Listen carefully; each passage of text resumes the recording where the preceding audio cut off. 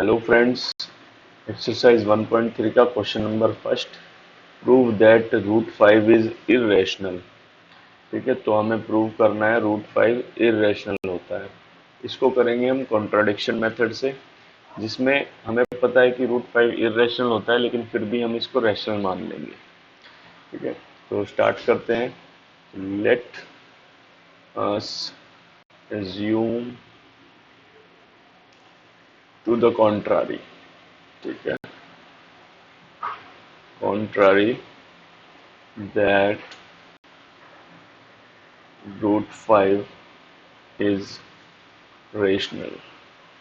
ठीक है, ये रेशनल नहीं है, रेशनल मान रहे हैं, इसलिए हमने यूज किया है कि let us assume to the contrary. ठीक है, रूट 5 इज इरेशनल। अगर ये इरेशनल है तो इसको किस फॉर्म में लिखा जा सकता है? इसको लिखा जा सकता है p बाई क्यू की फॉर्म में। तो हम क्या करेंगे, root 5 is equal to p upon Q.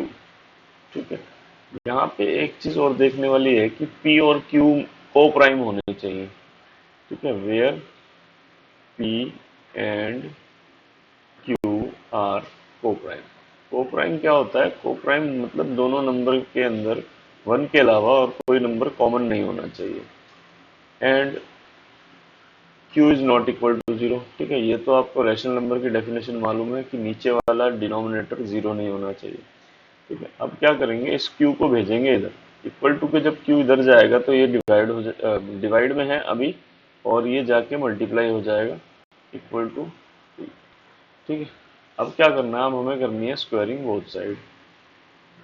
Squaring both side, क्योंकि यहाँ पे रूट लगा हुआ है, रूट को हटाने के लिए हमें स्क्वायरिंग करनी पड़ती है। तो अब जब हम स्क्वायरिंग बोथ साइड करेंगे तो यहाँ हो जाएगा root 5 q whole square equal to p square. ठीक है, ये हो गई स्क्वायरिंग बोथ साइड। अब इसको स्क्वायर को खोलेंगे, तो जब खोलेंगे तो ये रूट 5 तो स्क्वायर से हो जाएगा बाहर, और ये q के ऊपर लग जाएगा स्क्वायर। तो खोलने पे हमारा ये रिजल्ट आया। ठीक है, इसको तो हम इक्वेशन मान लेंगे, इसको हमें यूज करना है आगे। इक्वेशन फर्स्ट हो गई है हमारी। ठीक है, अब क्या करना है हमें, ये 5 क्यू स्क्वायर के साथ मल्टीप्लाई में है, इक्वल टू के उधर भेजेंगे इसको, ये हो जाएगा पी स्क्वायर के डिवाइड में। ठीक है, तो अब यहाँ से हमें बात समझ आ रही है कि पी स्क्वायर को डिवाइड कर रहा है 5। ठीक है, तो एक थ्योरम भी है जिसमें कि अगर पी स्क्वायर को 5 डिवाइड करता है तो सिर्फ पी को भी 5 डिवाइड करेगा। ठीक है, तो बाय थ्योरम, ठीक है, if 5 divides p square, then 5 also divides p। ठीक है, ये हो गई हमारी इक्वेशन नंबर 2। इसको भी हमें यूज करना है। ठीक है, अगर 5 जो है पी स्क्वायर को डिवाइड कर रहा है तो p को भी 5 डिवाइड करेगा। ठीक है, अब p को 5 डिवाइड करेगा। अब ध्यान से देखने वाली बात यह है, इसको मैं ऊपर खिसका देता हूँ। ठीक है, मुझे यूज करना है। अब ध्यान देने वाली बात यहाँ पे ये है कि अगर पी स्क्वायर पी को 5 डिवाइड कर रहा है, ठीक है, तो मान लो मैं यहाँ इक्वेशन लिखता हूँ कि p डिवाइडेड बाय 5। ठीक है, p को अगर 5 डिवाइड कर रहा है तो यहाँ पे p अपॉन 5 हम ले लेते हैं c। यहाँ पे हम कहते हैं where c is some integer. c जो है कोई भी इंटीजर हो सकता है।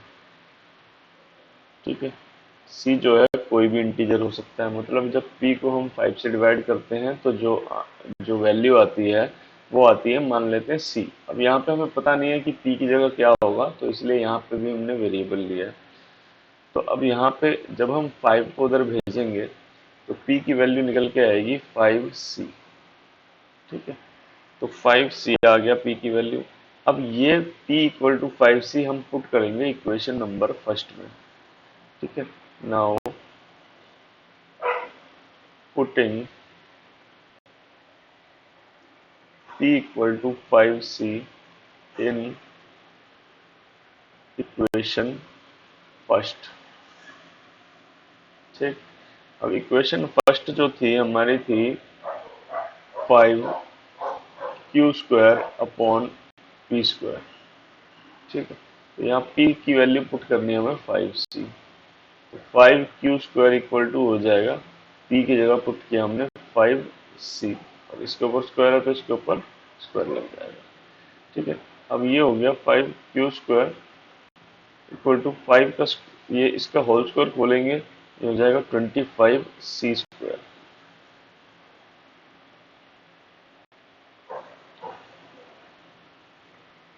फिर उसके बाद हम इस 5 को भेजेंगे इधर। अब ये q के जो है क्या है, इसमें है मल्टीप्लाई में, उधर जाके हो जाएगा डिवाइड में।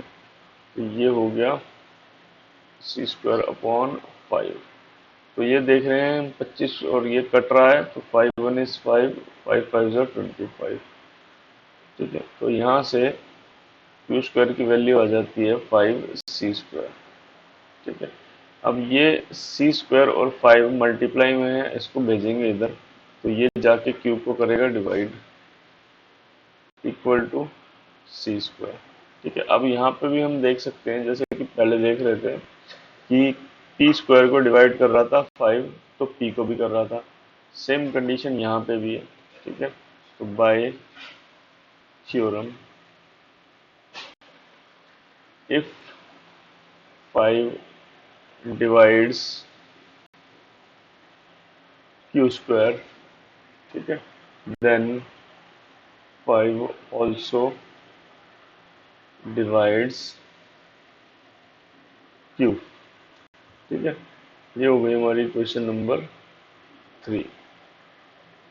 हम यहाँ पे वही स्टेटमेंट दोबारा लिखेंगे कि अगर q² को 5 डिवाइड कर रहा है तो q को भी जो है वो 5 डिवाइड करेगा ही करेगा।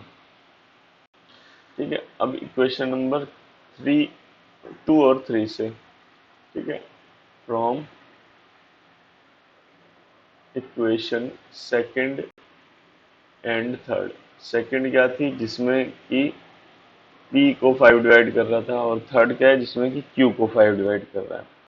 ठीक है, तो यहाँ पे 5 जो है दोनों का कॉमन फैक्टर है, दोनों को डिवाइड कर रहा है, यानी कि 5 दोनों का कॉमन फैक्टर है ना। तो एक मिनट, ठीक है, 5 divides both p and q। ठीक है, 5 दोनों को डिवाइड कर रहा है, p और q का। तो हम कह सकते हैं hence 5 is a factor of p and q। ठीक है, तो अगर 5 दोनों को डिवाइड कर रहा है तो 5 दोनों का फैक्टर होगा। ठीक है, अगर 5 दोनों का फैक्टर है तो ये कोप्राइम कैसे हो सकते हैं, है ना। 5 अगर दोनों का फैक्टर है तो कोप्राइम कैसे हो सकते हैं, जबकि कोप्राइम तो वो नंबर होते हैं जिसमें कि कुछ भी दोनों में कॉमन ना है 1 के अलावा। अगर 5 दोनों का फैक्टर है तो इसका मतलब 5 तो कॉमन आ रहा है दोनों में, तो ऐसा कैसे हो सकता है। तो बट हम क्या करेंगे, but this contradicts the fact that, ठीक है, P and Q are coprime. ठीक है, पर ये तो कॉन्ट्राडिक्ट कर रहा है हमारे फैक्ट को, गलत साबित कर रहा है हमारे फैक्ट को, जो हमने फैक्ट माना था कि P एंड Q कोप्राइम है ना। कॉमन आ रहा है, इसका मतलब कोप्राइम नहीं है। दिस कॉन्ट्राडिक्शन, अब हम बताएंगे कि ये कॉन्ट्राडिक्शन क्यों आ रहा है। दिस कॉन्ट्राडिक्शन हैज अराइजन, ये कॉन्ट्राडिक्शन इसलिए खड़ा हुआ, has arisen because of our incorrect assumption. ये कॉन्ट्राडिक्शन इसलिए आ रहा है क्योंकि हमने अपना अजम्पशन ही गलत लिया था। क्या अजम्पशन लिया था, दैट √5 इज रेशनल। क्या लिया था कि √5 रेशनल है, तो देयरफॉर √5 इज इरेशनल। ठीक है, तो इस तरीके से हम इसको इरेशनल प्रूव करेंगे। ठीक है, तो ये था question number first. Next question के लिए मिलते हैं नेक्स्ट वीडियो में।